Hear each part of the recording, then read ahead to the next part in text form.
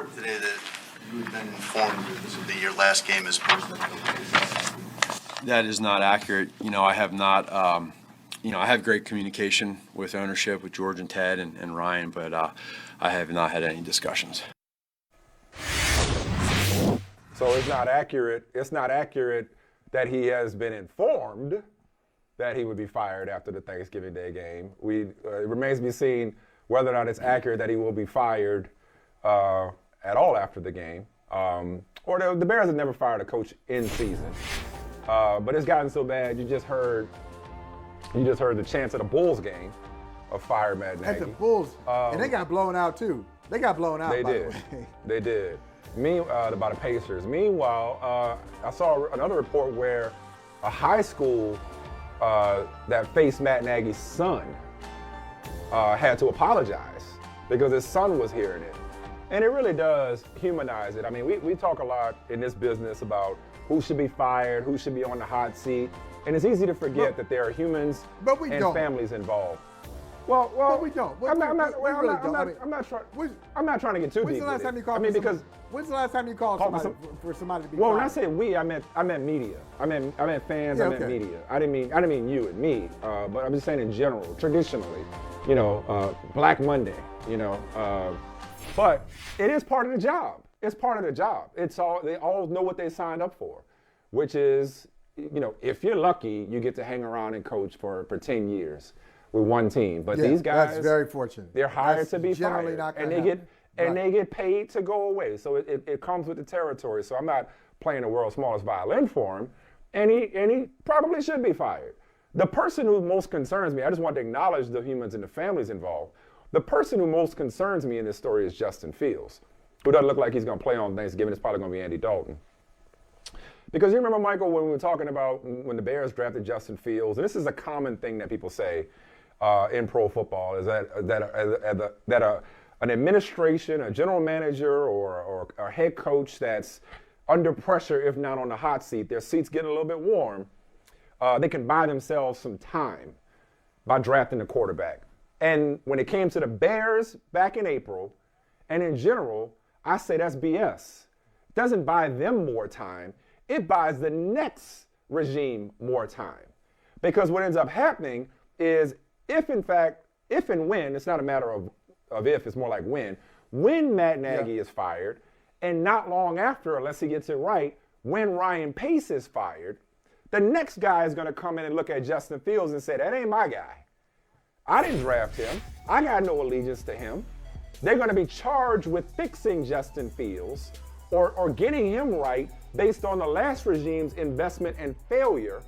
And if they don't get Justin Fields to be that long-awaited franchise quarterback that the Bears have lacked since Sid Luckman, then they're going to discard Justin Fields and use him as a scapegoat to buy themselves more time. So it goes back to what we talked about a couple of days ago with Mac Jones.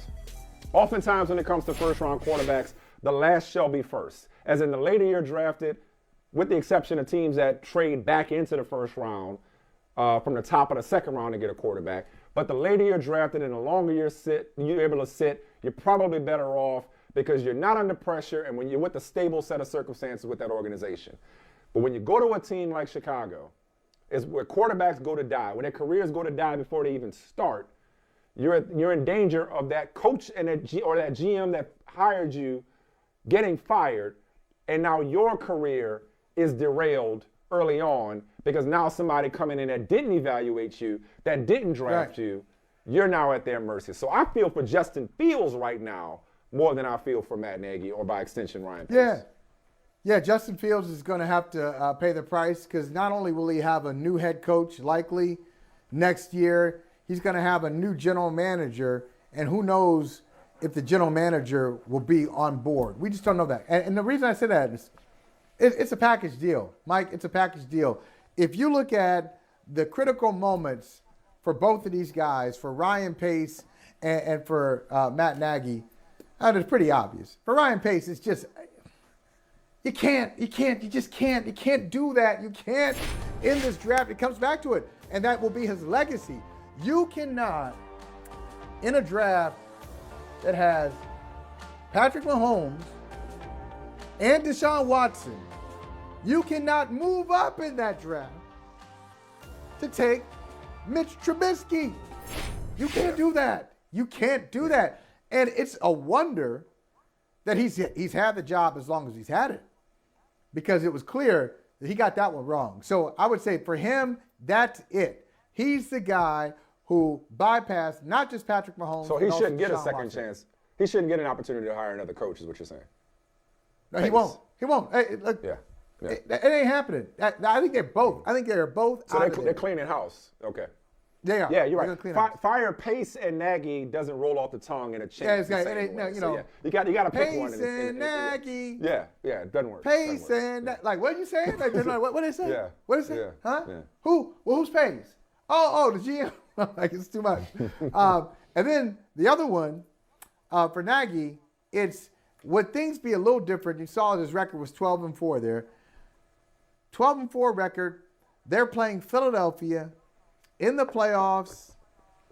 43 And yards. the kick goals. Don't Yep. If they win that game, I don't know. Does that change everything? Do they go on a run there? The things that keep you up at night Maybe. as a general manager, it's not drafting the right guy. And for a head coach, it's the games. It's that almost. You saw some 8-8s on that record, and those things will haunt you.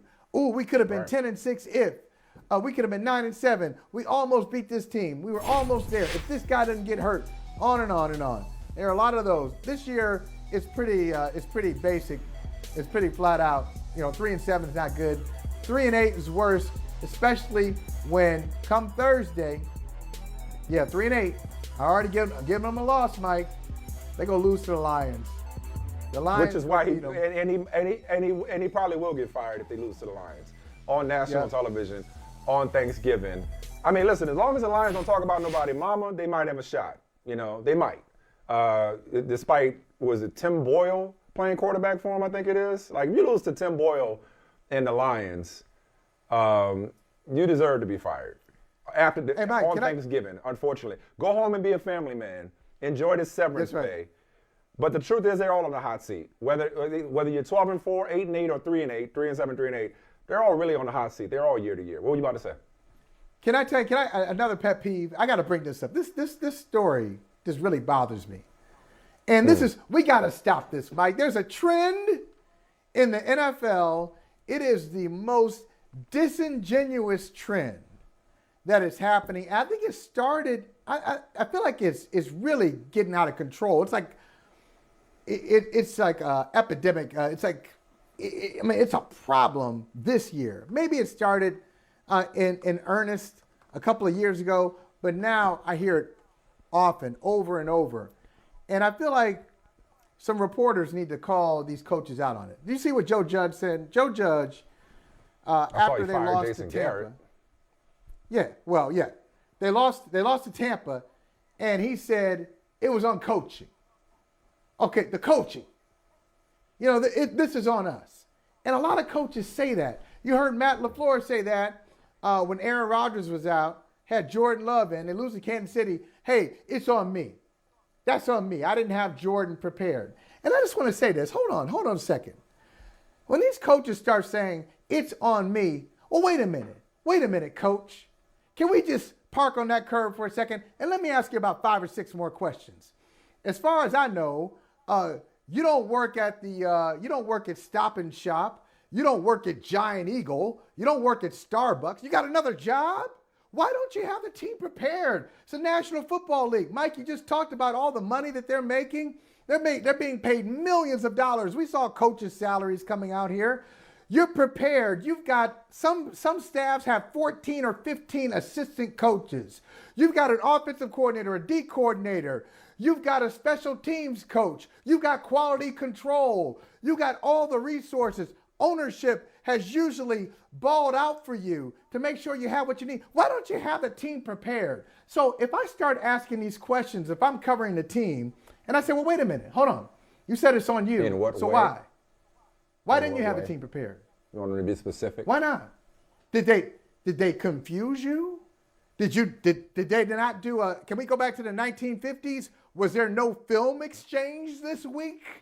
I mean, like, did the post office let you down with the film?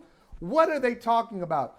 I think this is where coaches have gone too far. They're trying to say, I'll be a guy who's accountable, but they're not really accountable at all. And if these beat writers start asking follow-up questions, you know what they'll say?